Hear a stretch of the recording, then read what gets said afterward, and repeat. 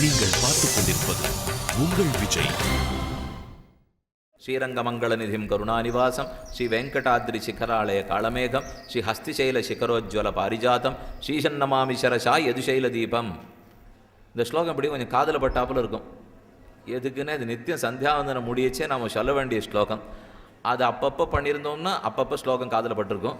இல்லை அது ரொம்ப நாளாக இருந்ததுன்னா ரொம்ப நாள் கழிச்சு தான் ஸ்லோகம் காதில் படும். ஸ்ரீரங்கம் அடுத்தது ஸ்ரீரங்க மங்களநிதிம் கருணாநிவாசம் ஸ்ரீ வெங்கடாத்ரி சிகராலய காலமேகம் ஸ்ரீ ஹஸ்திசைலம். ஹஸ்திசைலம்ங்கிறது தான் வேழமலை. வேழமலைங்கிறது காஞ்சிபுரம். கடைசியாக ஸ்ரீசன்னமாமி சரசா யதுசைல தீபம். யதுகிரியிலே யாதவராஜனாய் உயர்ந்த பெருமாள் செல்லப்பிள்ளை மேலக்கோட்டையிலே திருநாரண பெருமாள் சேவை சாதிக்கிறார். இந்த 4 திவ்யதேசங்களுக்கு 4 பேர் கொடுத்துருக்கா. கோயில் திருமல பெருமாள் கோவில் திருநாராயணபுரம்ங்கிறது பொதுவான பெயர். அதுக்கு மேலே போக மண்டபம், புஷ்ப மண்டபம், தியாக மண்டபம், ஞான மண்டபம் என்று 4 திருநாமங்கள். இந்த திவ்யதேசம்தான் போக மண்டபம். பெருமாள் எப்பவும் அனுபவத்திலேயே இருப்பார், போகத்திலேயே இருப்பார். அதுக்காகத்தான் மணியக்கார சுவாமியே ஏற்பாடு பண்ணியிருக்கா. ஏன்னா அவருக்கு நேரம் தப்பாமல் போகம் எல்லாம் சரியாக நடக்கிற பெருமாளுக்கு. மணியக்கார சுவாமி வேடிக்கையாக சொல்கிறது வழக்கம். திருவானக்காவலில் மழை அப்படியே தூர்றாப்பில் இருந்தால் இங்கே புறப்பாடு கிடையாதுன்னு வரும். இது என்ன சுவாமி இது? தேவப்பெருமாள் என்ன மழை பெஞ்சாலும் வெயில் அடித்தாலும் அவர் பிரம்மோத்சவத்தில் 10 நாளும் கார்த்தாலையும் சரி சாயங்காலமும் சரி எத்தனை மைல் போகணும், எத்தனை மைல் வரணும். விஷ்ணு காஞ்சி சின்ன காஞ்சிபுரத்துலேருந்து பெரிய காஞ்சிபுரத்துக்கு போகணும், அங்கிருந்து திரும்பி வரணும். அவர் போகிறது இருக்கட்டும், பின்னாடி வேதபாராயணக்காரா எழுந்துடுறாளே இத்தனை தூரமும் பின்னாடி கைங்கரம் பண்ணிட்டு போகணும், அத்தனை தூரமும் கைங்கரம் பண்ணிட்டு திரும்பி வரணும்.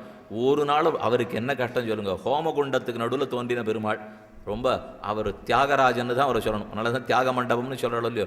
ஹோமகுண்டத்தில் அக்னி மத்தியத்தில் தோன்றினவர். ஸ்ரீநிதிம் நிதிமபாரமர்த்தினாம் ஆர்த்திதார்த்த பரிதான தீட்சிதம் சர்வபூத சுகிருதம் தயாநிதிம் தேவராஜம் அதிராஜம் ஆசிரியே என்று காஞ்சி தேவப்பெருமாள் தியாக மண்டபம் தியாகராஜனாக எழுந்துள்ளிருக்கார். எந்த மழையும் தாங்கும், எந்த வெயிலும் தாங்கும், எப்படி வேணால் போயிட்டு வருவார். ஆனால் நம்ம பெருமாளுக்கு அதெல்லாம் ஒன்றும் ஆகாது. மழை அடித்தாலும் ஆகாது, வெயில் அடித்தாலும் ஆகாது, குளிர்னாலும் ஆகாது, வெப்பமாக இருந்தாலும் ஆகாது, ஏதும் ஆகாது. அதற்குரிய ஆடைகள்லாம் அணிஞ்சிட்டு அதற்குரிய திருவாபரணங்களை சாத்திண்டு அப்படியே அலுங்காமல் குலுங்காமல் உற்சவத்தை கண்டருடைண்டே இருக்காரோ இல்லையோ. எதுவாக இருந்தாலும் சீக்கிரம் உள்ளே எழுதணும். எப்பேற்பட்ட உற்சவமாக இருந்தாலும் அந்த 10-10:30 தான். அதுக்கு மேலே ஏதோ போனால் போகிறது நாச்சியார் நியமனத்துக்காக ஒரு நாள் இந்த பங்குனி உத்திரத்தன்னைக்கு இவர் விடிய விடிய உட்காண்டிருக்காரே தவிர மற்றபடிக்கு சாதாரணமாக பார்த்தா உற்சவங்கிறது சீக்கிரம் முடிஞ்சு போடும் இல்லையோ. ஆகையால் இது போக மண்டபம், எப்போது அனுபவத்துக்குன்னு இருக்கக்கூடிய மண்டபம் போக மண்டபம் இது. அடுத்து புஷ்ப மண்டபம். தோமால சேவை தான் திருவேங்கடத்தில் பிரதானமே. அந்த திவதேசத்தில் பெருமாளுக்கு புஷ்பத்தில் பிரியங்கிறதுனால தான் ராமானுஷர் அனந்தாழ்வான் அனுப்பிச்சு அங்கேயே தோட்டம் அமைத்து புஷ்ப கைங்கரியம் பண்ணுங்கோள்னு நியமித்திருக்கிறார்.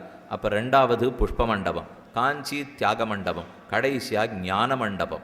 ஞானத்தை ராமானுஷர் 12 ஆண்டுகள் அங்கே எழுந்தருளிருந்து வளர்த்து கொடுத்தாரோ இல்லையோ. அப்போ போக புஷ்ப தியாக ஞான மண்டபங்கள் இந்த 4க்குள்ளும் மறுபடியும் முதல். எதில் எடுத்தாலும் முதலா. சில பிள்ளைகள்லாம் இருக்கும் பாருங்க, நிறைய பரிசு வாங்கியிருக்கும். இந்த அந்தந்த பள்ளிக்கூடத்துக்கு ஆண்டு விழா வைப்பாளோ இல்லையோ. அது விளையாட்டு போட்டி விழாலாம் முடியும், ஆண்டு விழா போட்டியெல்லாம் முடியும். அது நம்ம பார்க்குறதுக்காக போய் உட்காண்டிருப்போம். நம்ம பிள்ளைங்கானும் 2 பரிசு வாங்கியிருப்பா. ஆனால் அது நமக்கு ஏற்ற மாதிரி என்ன பேர் படித்தாலும் ஒரு பிள்ளையோ பொண்ணோ ஏறி ஏறி போயிட்டு வந்துட்டே இருப்பா. நம்ம இது என்ன இதுலேயும் விழுக்குதானா, இதுலேயும் விழுக்குதானா, இதுலேயும் விழுக்குதானா. அதை போலத்தான் இப்போ நம்ம பார்த்துட்டு இருக்கிற ஒன்றுமே இதுலேயும் வருதானா, இதுலேயும் வருதானான்னா அது சேராதன உழவோ பெரும் செல்வர்க்குன்னு சொல்லுவாள். ஒருத்தருக்கு சொத்து சேர ஆரம்பிச்சு கொடுத்தோன்னா எல்லா சொத்தும் அவர்கிட்டே போயிடும். ஏழையாக ஆரம்பித்தவன் ஏழையாண்டே இருப்பான், பணக்காரனாக இருக்கிறவன் பணக்காரனாகிட்டே போவான். ஏன் சுவாமினா அதுதான் இந்த லோகம்.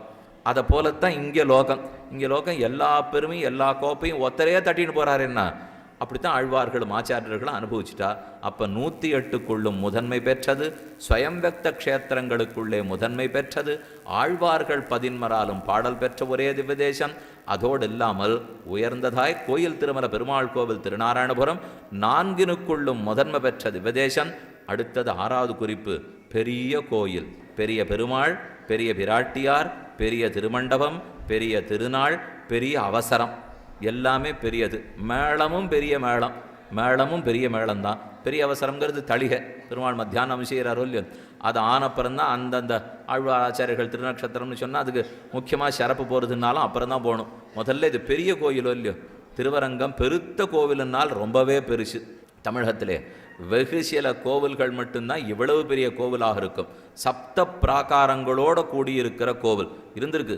இது எப்படி மேலே வீடோ இதே போல திருக்கண்ணபுரம் கீழே வீடு 7 பிராகாரங்களோடு இருந்ததுங்கிறதுக்கு சாட்சி நம்மாழ்வாருடைய பாசுரம்தான்.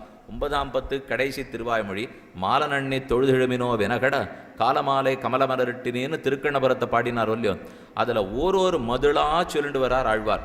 வேலமோதும் மதில்னுடு கடைசி மதில் கடலலைகள் வந்து மோதி இருக்கிற மதில்ங்கிறார். திருக்கண்ணபுரத்துக்கு பக்கத்தில் கடலலைக்கு போனோம்னா திருமலராயன் பட்டணத்துக்கு போகணும். மாசிமகன் தீர்த்தவாரிக்காக திருக்கண்ணபுரம் சபரி பெருமாள் எழுந்தொள்றார். ரொம்ப ஆச்சரியமான உற்சவம். அது எங்கேயோ இருக்குது. அந்த அளவுக்கு இவருடைய 7வது மதில் இருந்திருக்கணும். அதனால தான் வேலை கடல் அலைகள் வேலமோதும் மதில் சூழ்னு ஆழ்வார் பாடியிருக்கார். ஆனால் ஆறாரோ அந்த மதில்களை இடிச்சின்னு வந்து இன்னைக்கு இருக்கிற கோயில் அளவுக்கு தான் நம்மளால் சேவிக்க முடியறது. அப்போ எத்தனை படையெடுப்புகள் எத்தனை கோவில் பேரிலே ஸ்ரீரங்கத்துக்கு ஒன்றும் குறைச்சலே கிடையாது. இனிமேல் மிச்சமில்லாத படையெடுப்புகள் அத்தனையும் தாண்டி தலையுயர்ந்து நிற்கக்கூடிய திவ்யதேசம்னால் அது இந்த க்ஷேத்திரத்துக்கே இருக்கிற பெருமை. அதுக்காக எத்தனை பேர் உயிரை விட்டுருப்பார்னு கதை படித்தோம்னா தெரியும். இன்றைக்கி நம்ம ரொம்ப ஆனந்தமாக வரலாம் போகலாம். இப்படி 10 நிமிஷம் வருவோம் சேவிச்சுட்டு போடுறோம், அப்புறம் 10 நிமிஷம் வருவோம் சேவிச்சுட்டு போடுறோம், எப்படி வேணால் பண்ணிட்டு இருக்கலாம். ஆனால் இந்த பெருமாளை தக்க வைக்க அன்று அவர்கள் எடுத்துக்கொண்ட முயற்சி, வெள்ளகோபுரத்திலேருந்து விழுந்தவா எத்தனை பேர், வராகநாயனார் பன்றியாழ்வான் கோவிலே தலை கொடுத்தவர்கள் எத்தனை பேர், திருவானக்காவல் போகிற வழியில் ஏற்பட்ட ஆபத்தை காக்க உயிர் துறந்தவர்கள் எத்தனை பேர், ஒருவர் இருவர் அல்லர். அவள் ஒத்தொத்தரையும் ஸ்ரீரங்கத்தில் வாசம் பண்ணுற ஒத்தொத்தரும் நித்தியம் கிருத்தஜதையை செலுத்தணும். அப்படி இருந்தால் தான் நம்ம செய் நன்றி அறிந்தவர்கள் ஆவோம். அதை விட்டுட்டு நாம கொண்டு இன்றைக்கி பெருமாளை சேவிட்டுருக்கோன்னு நினச்சிட்டோம்னால் இந்த க்ஷேத்திரத்தை பாதுகாக்கணும், வீதியை பாதுகாக்கணும், ஒரு அங்குல சதுரடி இருக்கும்னா அத்தத்தை பாதுகாக்க வேண்டும். அப்படித்தான் நம்ம பூர்வாச்சாரியர்கள் இந்த க்ஷேத்திரத்தை தங்கள் கண் போலே பொன் போல உயிர் போல வச்சு காப்பாற்றின்னு வந்திருக்கா. அப்போ இது பெரிய கோவில், ரொம்ப பெரிய கோவில். பெருமாளுக்கு திருநாமம் பெரிய பெருமாள், நாச்சியாருக்கு திருநாமம் பெரிய பிராட்டியார், ஸ்ரீரங்க நாச்சியார், மகாலட்சுமி, ரங்கநாயகி, இந்த பேர்லாம் நம்ம முன்னோர்களுடைய வாயில் ரொம்ப வரவே வராது. பெரிய பிராட்டியார் அப்படிங்கிறது தான் அது ரொம்ப சம்பிரதாயம் தெரிஞ்சவா பேசுகிறாள்னா பெரிய பிராட்டியார்னு தான் சொல்லுவாள். பெரிய பெருமாள் பெரிய பிராட்டியார். ரங்கநாதன்னு சொன்னாலே சரி புதுசாக ஸ்ரீரங்கத்தை கற்றுருக்காள்னு அர்த்தம். இந்த பெருமாளுக்கு ரங்கநாத பெருமாளுங்கிற பேர்லாம் சம்பிரதாய காலக்ஷேபத்திலேயோ வியாக்கியானத்தில் இப்போ எத்தனை இடத்துல ரங்கநாதன்னு வரும், வரவே வராது. பெருமாள்னு சொல்லுவார், பெருமாள்னு சொல்லுவார், பெரிய பெருமாள்னு சொல்லுவாரே தவிர, அதனால் ஏதோ புதுசாக இருக்கிறவனவனா ரங்கநாதன்னு சொல்லிட்டு இருக்கலாம். பேர் அதுதான், அது அடி இல்லைன்னு சொல்லலை. இப்போ இருந்தாலும் சாம்பிரதாயிகமான திருநாமம்னா பெரிய பெருமாள் தான்.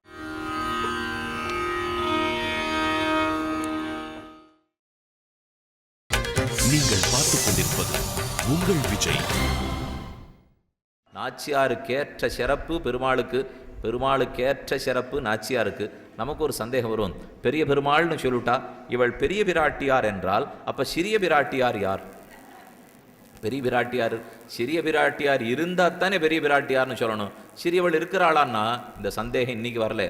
கோக்கொள்முக்கு வைகத்தான் பெருந்தேவி பரதன் குஹனுக்கு 3 தேவிமார்களை அறிமுகப்படுத்தி வைக்கிறான்.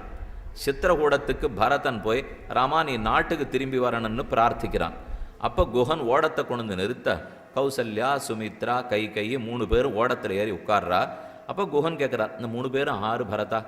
அப்போ ஒத்தொத்தியாக அறிமுகப்படுத்தி வைக்கிறான். இவ தான் கௌசல்யா. கௌசல்யாவை பற்றி சொல்லச்சே கோக்கள் வைகு முத்தத்தான் பெருந்தேவி. கோக்கள் வைகு முத்தத்தான் பெருந்தேவி என்னால் கோக்கள் ராஜாக்கள், அவர்களுடைய முற்றத்தான் பெருந்தேவி. அங்கே புரியர் தசரதனுக்கு பெரிய தேவின்னு அறிமுகப்படுத்தி வைத்தா கைகேயி சிறிய தேவி உள்ளாள், சுமித்திரை சிறிய தேவி உள்ளாள், அப்போ பெருந்தேவின்னு சொல்லலாம். இது புரியறது. கம்பர் சொல்லியிருக்கிற கோக்கள் வர்க்க முகத்தத்தான் பாட்டு புரியும். ஆனால் இதே பெரியாழ்வார் பாசுரத்தில் என்ன சொல்கிறாருன்னா வனமுளைவாள் வைதேவி விண்ணப்பம், அதாவது பெருந்தேவி கேட்டருளாய், தேரணிந்த அயோத்தியர்கோன் பெருந்தேவி கேட்டருளாய்னு பாசுரம் இல்லையோ. ஹனுமான் சீதையை சந்தித்து பேசுறது 3ஆம் பத்து 10ஆம் திருமொழி முழுக்க. பெரியாழ்வார் திருமொழி அந்த எல்லா பாசுரங்களுமே ஒரு அடையாளமாக சொல்லிகிட்டே இருக்கார் ஹனுமான். அங்கே இதை சொல்கிறார், தேனடிந்த அயோத்தியர்கோன் பெருந்தேவி கேட்டருளாய். நமக்கு சட்டுன்னு சந்தேகம் வந்துடும், தசரதனுக்கு பெருந்தேவி புரியறது, ஏன்னா அவன் 365 கல்யாணம் பண்ணிட்டவன். ஆனால் திடீர்னு ராமனுடைய சீதையை பார்த்து பெருந்தேவி கேட்டருளாய்னா இது என்ன ஆபத்தாக இருக்கும் போல் இருக்கே, ஏகதார விரதன் இல்லையோ ராமன். அதுக்கு வியாக்கியானம் பண்ணுறார், பெருந்தேவி என்னால் பெரிய தேவி சிறிய தேவின்னு அர்த்தம் பண்ணிக்க வேண்டாம், ராமனுடைய பெருமைக்கு தக்க தேவி பெருந்தேவி. அப்படின்னு வச்சுக்கணும். ராமனுக்கு பெரிய தேவி ஒருத்தி இருக்கிறாள், சிறிய தேவி மற்றொரு இருக்கிறாள்னு அர்த்தம் அல்ல. ராமனுடைய பெருமைக்கு தக்க தேவி பெருந்தேவி. இன்னொரு அர்த்தம் சொல்லலாம், ராமனுக்கே பெருமை சேர்க்கும் தேவி பெருந்தேவி. என்ன ஸ்ரத்தையா தேவஹா தேவத்வம் அஷ்டுதே என்னும் அப்பிரமேயம் கி தத்தேஜஹா எஸ்எஸ்ஆ ஜனகாத்மஜா என்னும் என் பெண் சேர்க்கையால் ராமன் பெருமை பெற்றான்னு ஜனகர் சொல்லிக்கிறார் இல்லையோ, அதே போலத்தான் இங்கேயும் வச்சுக்கணும். அப்போ பெரிய கோவில், பெரிய பெருமாள், பெரிய பிராட்டியார், பெரிய திருமண்டபம். பெரிய திருமண்டபலத்தில் தான் மணவாள மாமனிகளை கூப்பிட்டு நம்பிள்ளையினுடைய 7 மகாகிரந்தத்தை பெரிய பெருமாள் சொல்ல சொல்ல நாமார் பெரிய திருமண்டபமார், நாம் ஆரோ நீச்சனாச்சே இப்பேற்பட்ட மண்டபத்தில் நாம் பேசணுமா? பெருமாளுக்கு முன்னாடியே பெரிய திருமண்டபம் இருக்கும் இல்லையோ, அங்கே தானே எழுந்துருளி நித்தியப்படி பல பல திருவஞ்சனங்கள்லாம் கண்டோடுறார்.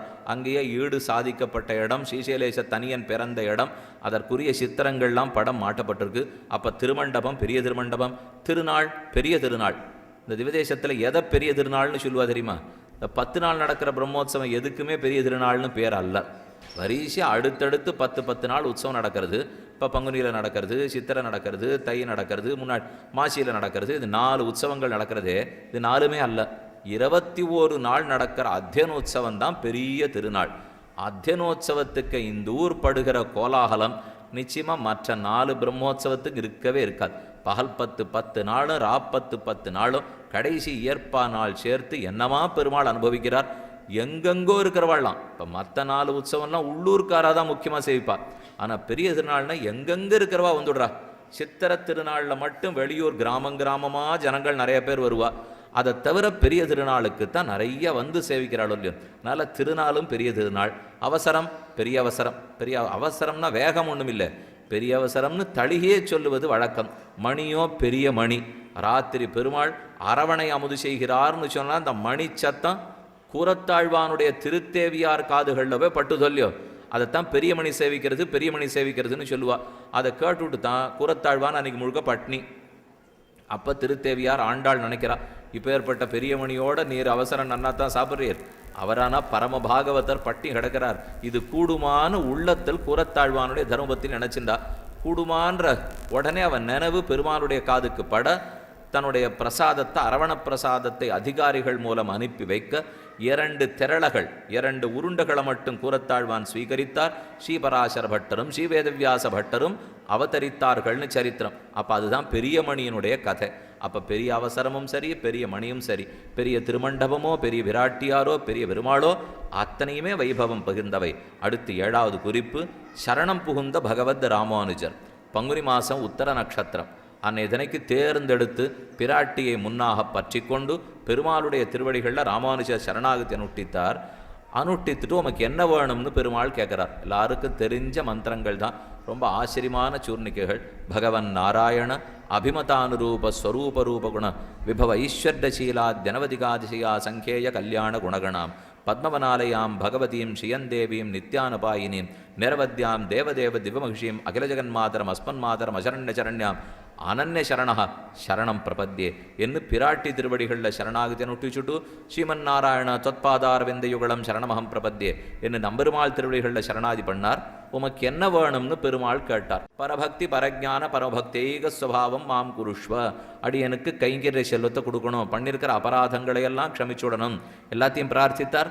அஸ்துதே அஸ்துதே அஸ்துதே. நீர் கேட்டதெல்லாம் கொடுத்தோம் கொடுத்தோம் கொடுத்தோன்னுட்டார் பெருமாள். எனக்கு மோட்சம் கொடுத்தா மட்டும் போராது, நம்ம சம்பந்திகள் அடைவிலும் மோட்சம் கொடுக்கணும். என்னோட தொடர்பு இருக்கிற ராமானுஜ சம்பந்திகள் எல்லாருக்கும் கொடுன்னார். கொடுத்தோம். இருக்கிறதுலேயே ரொம்ப சுலபம் அதுதானே இருக்குது. அதனால் கொடுத்தோம்னுட்டார். ஆறாருக்கு வேணுமோ நீர் சிபாரிசு பண்ணலாம், எல்லாருக்கும் கொடுத்துட்டோம். இப்போ சுவாமி கடைசி சந்தேகம், இன்னைக்கு கொடுத்துட்டேன்னு சொல்லிட்டீர், ஆனால் நம்ம சரீரம் கீழே விழப்போகிற நாள் எந்த நாளோ, நடுவிலே இருக்கும் நாள் நல்ல நாளாக பொழுது போக வேண்டுமே, அடியேன் என்ன பண்ணி கொண்டு இருக்க வேண்டும் என்று ராமானுஜர் பெருமாளிடத்தை கேட்க, அதுக்கு நம்பெருமாள் சமாதானம் சொல்றார். யாவத் சரீர பாதம் அத்தைவ ஸ்ரீரங்கே சுகமாஸ்வ. உம்ம சரீரம் எப்போ கீழே விழுமோ அதுவரை ஸ்ரீரங்கத்திலேயே நித்தியவாசமாக இரும். நித்தியவாசம் இல்லை, சுகமாஸ்வ, சுகமான வாசமாக இரும். என்ன பண்ணி கொண்டு இருக்கலாம்னா துவய மகாமந்திரத்தின் பிரதிபாத்திய தெய்வமே உள்ளே கிடக்கும் பெருமாள். ஆக துவயம் அர்த்தானுசந்தானேன சக யாவத் சரீரபாதம் அத்தைவ ஸ்ரீரங்கே சுகமாஸ்வ. துவயத்தை சொல்லுண்டேரும், துவயத்தினுடைய அர்த்தத்தை அனுசந்தானம் பண்ணிக்கொண்டே சரீரம் கீழே விழற வரைக்கும் இதே ஸ்ரீரங்கத்தில் நித்தியவாசமாக இரும் இத்தனைக்கும் சுவாமி எத்தனையோ இடத்துக்கு போய் போய் பழக்கப்பட்டவர்.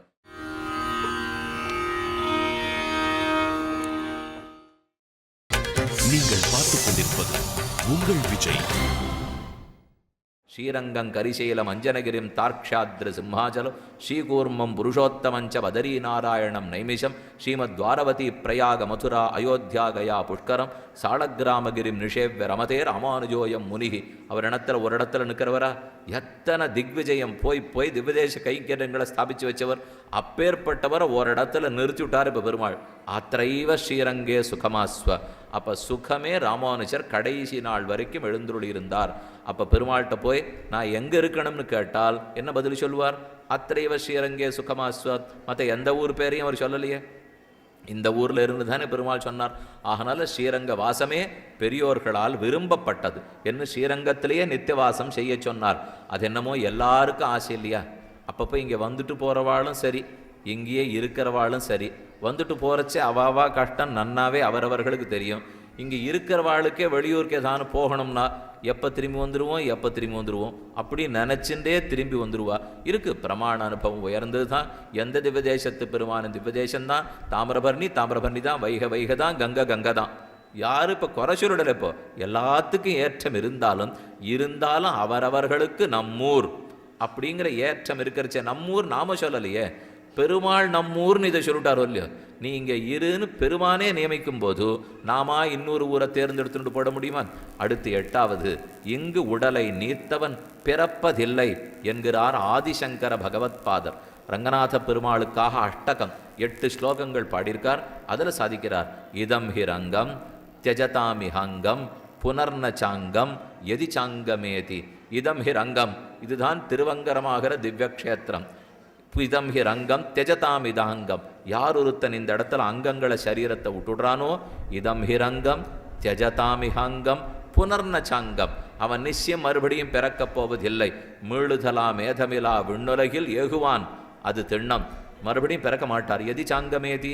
சிஷ்யால வர கேட்குறா, ஒருவேளை மறுபடியும் பிறந்தால், ஸ்ரீரங்கத்தில் தான் கடைசி மூச்சு அடங்கியிருக்கு, இந்த உடலை நீத்துட்டு அர்ச்சிராதி மார்க்கத்தில் பரமதத்துக்கு போகிறார், அப்போ மறுபடியும் பிறக்க மாட்டாரோ இல்லையோ? ஒருவேளை பிறந்தால், அந்த சுவாமி ரொம்ப வேடிக்கையாக சொல்கிறார், எதி சாங்கமேதி. ஒருவேளை பிறந்தால் அவர் பூலோகத்தில் பிறக்க மாட்டார். பின் எங்கே பிறப்பார்னா, பாணவ் ரதாங்கம், கைகளில் சக்கரம் கிடச்சிரும். அப்புறம் யானே விஹங்கம், புறப்பட்டு போகிற இடத்துல கருடன் கிடச்சிருவார். சயனத்துக்காக புஜங்கம், ஆதிசேஷ படுக்கையே கிடச்சிரும். அவர் திருவடியிலே சரணேச்ச காங்கம், திருவடியில் கங்கே இருக்கும்னா பெருமானோட சாயுஜ்ய மோட்சத்தையே அடைஞ்சிடுவார்னு அர்த்தம். சாமியாபத்தி சாயுஜ்ய மோட்சமாய் அடுத்த பிறவி வைகுந்தத்தில் ஏற்படுமே தவிர அப்ராகிருத திவ்யலோகத்தில் ஏற்படும் பிராகிருத பூமியில் ஒரு நாளும் ஏற்படாது என்ன ஆதிசங்கர பகவத்பாதர். இதம் ஹி ரங்கம் தியஜதாமி ஹங்கம் புனர்னச்சாங்கம் எதி சாங்கமேதி. சில பேர் இந்த திவ்ய தேசத்திலே இருப்பா, என்னமோ தெரியல ஒரு நாள் வெளியூருக்கு போய்ட்றேன்னு போனவா அங்கே பரம வச்சுருவா. சில பேர் வெளியூர்லேயே இருப்பா, ஒரு நாள் பெருமாளை சேவிக்க வந்தேன்னுவா, இங்கேயே திருவடி சேர்ந்துருவா.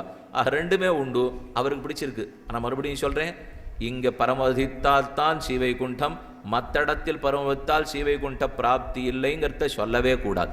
அப்படி சொல்லுனா நம்ம சம்பிரதாயத்தை நாமே ஒழுங்காக புரிஞ்சுக்கலேன்னு அர்த்தம். இதனால தான் பெரிய நம்பிகளும் கூறத்தாழ்வானும் சைவ மன்னவனுடைய அரண்மனைக்கு போயிட்டு திரும்பி வந்துட்டுருக்கா. 2 பேருக்கும் கண்ணு பறிபோயித்து. இன்னும் 4 அடி வீசி நடந்தால் ஸ்ரீரங்கத்துக்குள்ளே போயிடலாம். பெரிய நம்பி வயோவிருத்தர், அவரால் வேகமாக நடக்கிறதுக்கு முடியல. குரத்தாழ்வான் சாதிக்கிறார், 4 அடி சீக்கிரம் நடந்தால் போகிற பிராணன் ஸ்ரீரங்க க்ஷேத்திரத்துக்குள்ளே போய் போட்டமேனார் அவர். இது கேள்விப்பட்டவுடனே உட்காந்துட்டார் பெரிய நம்பிகள். அமர்ந்துட்டு, அடியே இனிமே அந்த ஊருக்குள்ளே வரதா இல்லை, இந்த புறச்சோலையிலேயே நான் உயிரை விட்டுட போகிறேன். இப்போ என் சுவாமி எல்லாரும் ஆசைப்படுறாளே இதம் ஹிரங்கம் திஜதாமிஹாங்கம்னா, நான் மட்டும் இதற்காகனு உள்ளே போய் உயிரை விட்டால் நாளைக்கு அப்புறம் க்ஷேத்திரவாசன் க்ஷேத்திரத்தில் உயிரை விட்டதுனாலே அது உபாயமாய் மோட்சம் போனான்னு 4 பேர் பேசினாலும் பேசுவா. நம்பெருமானுடைய கருணை ஒரே உபாயமே தவிர மற்ற எதுவும் உபாயமாக கூடாதுங்கிறதுல அத்தனை உறுதியாக இருந்தார். அவர்கள் அளவுக்கு நாம் நினச்சி கூட பார்க்குறதுக்கு முடியாது. அந்த அளவுக்கு விஷயத்தை கிரகிச்சுன்னு இருந்தால் கிரகணம் மட்டுமல்ல அனுஷ்டான பர்யந்தமாக ஆக்கி வைத்தார்களோ இல்லையோ. ஆக ஸ்ரீரங்கத்தில் யார் ஒருத்தன் உடலை விடுகிறானோ மறுபடியும் பிறப்பதில்லை. அடுத்து 9ஆம் குறிப்பு, ஸ்ரீவைஷ்ணவ தலைமை பீடம் இந்த ஊரே. ஸ்ரீவைஷ்ணவ சம்பிரதாயங்கிறதே ஓராண்வழி சம்பிரதாயம். முக்கியமானது. லக்ஷ்மிநாத சமாரம்பாம் நாதயாமுன மத்தியமாம் அஸ்மத் ஆச்சாரிய பர்யந்தாம் வந்தே குரு பரம்பராம். ரொம்ப உயர்ந்த குரு பரம்பரை. குரு பரம்பரையில் ஓரோரு ஆச்சாரியனும் ராஜதானியாக கொண்டு ஸ்ரீவைஷ்ணவ சம்பிரதாயத்தை வளர்த்ததே இந்த திவ்யதேசத்தில் எடுத்துன்னு தான். எங்கெங்கு பிறந்திருக்கிற ஆழ்வார் ஆச்சாரியர்களும் இங்கே தான் வந்து வாழ்ந்திருக்கா. கண்ணன் பிறந்தான், ஆனால் மதுரைப்பட்டணம் உடனே பேற்றை இழந்து போச்சு இல்லையோ. இங்கேருந்து கிளம்பிவர் ஒருத்தி மகனாய் பிறந்து ஓரிரவர் ஒருத்தி மகனாய் ஒழித்து வளரன்னு கோகுலத்துக்கு போயிட்டாரே. ராமன் அயோத்தியில் பிறந்தார், ஆனால் அங்கிருந்து புறப்பட்டு காட்டுக்கு போயிட்டாரோ இல்லையோ. எல்லா ஊர்லேயும் இது கொஞ்சம் ஆபத்து தான் போடுது. இதை ஒரு இடத்துல பிறந்தா விட்டு கொடுத்துட்றா. நம்ம நாடு நிறையா கண்டுபிடிக்கும், ஆனால் அது வெளிநாட்டுக்காரெல்லாம் பயன்படுத்தி கோடி கோட்டியாக மக்களுக்கு நல்லது பண்ணிட்டு போடுவா. சாமி கண்டுபிடிச்சது நாங்கள் தானே, என்ன வச்சுருக்க வேண்டியதான். அதை போலத்தான் மதுரை பிறந்தது ஏற்றம், அயோத்தி பிறந்தது ஏற்றம்னா புகுந்தது மற்றொரு இடத்துலையோ இல்லையோ. புகுந்த இடத்துக்கு தான் சிறப்பு வரும். அதே போல் தொண்ட நாடு நன்னா உழைக்கும், ஸ்ரீரங்கம் நன்னா அனுபவிக்கும். இதுதான் வழக்கம். தொண்ட நாடு ஓஹோன்னு உழைக்கும், ஸ்ரீரங்கம் அப்படி இன்னொன்று சேர்த்து சொல்கிறேன். தொண்ட நாட்டு தலைவர் காஞ்சி தேவப்பெருமாள் சம்பிரதாயத்துக்கு பண்ணியிருக்கா போலே மற்ற ஆறு பண்ணியிருப்பா. ராமானுஜர் ஆக்கி கொடுத்தவரே அவர், ஆளவந்தாரை வச்சு கட்டாட்சிக்க வச்சவரே அவர், திருவங்கி ஆழ்வாருக்கு அழைச்சின்னு வந்து சொத்து காமிச்சு விட்டவரே அவர். அதே போல அருளாளப் பெருமாள் எம்பெருமானார் முன்ன ஆசிரமத்திலே ராமானுஜரோட வாதப்போர் பண்ணிட்டு இருந்தாரே, அப்போ சொப்னத்தில் எழுந்துருளி சித்தித்திரயத்தினுடைய அர்த்தத்தை காட்டி கொடுத்தவரே தேவப்பெருமாள். அவ்வளவு ஏன் பிள்ளைலோகாச்சாரியர் அவதாரமே தேவப்பெருமாள். இத்தனையும் இருக்கும்போது அந்த பெருமாள் நிஜமாவே தியாகராஜன். ஏன் தியாகராஜன்னா இத்தனை உழைப்பையும் உழைச்சிட்டு உழைப்பினுடைய பயனாத்தையும் இவர்கிட்ட கொடுத்தாரோ இல்லையோ, அதுதான் தியாகராஜன். உழைக்கிறதுக்குன்னு சில பேர் வேணும்னா அனுபவிக்கிறதுக்குன்னு சில பேர் இருக்க மாட்டாளா?